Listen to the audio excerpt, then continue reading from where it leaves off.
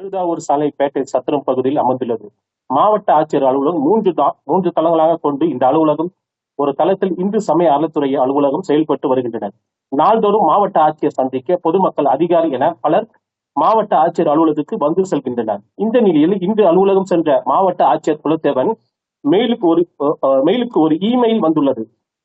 அதில் மாவட்ட ஆட்சியர் அலுவலகத்துக்கு ஹைட்ரோஜன் பெஸ்ட் வெடிகுண்டு வைக்கப்பட்டுள்ளதாக, அதன் வெடித்தால் ஆட்சியர் அலுவலகம்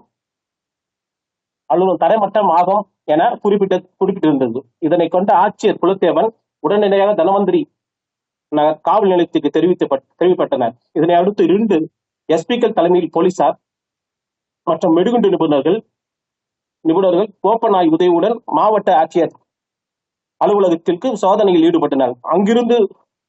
அங்கிருந்து உயர் அதிகாரி அனைவரையும் வெளியேற்றி விட்டு ஒவ்வொரு தளமாக சோதனையில் மேலும் ஆட்சியர் அலுவலகத்தில் அமைந்துள்ளது பகுதி முழுவதுமாக போலீசார் தங்களது கட்டுப்பாட்டில் கொண்டு வந்து அந்த பகுதியில் பொதுமக்கள் மற்றும் வாகனங்கள் செல்ல தடை விதித்தனர்.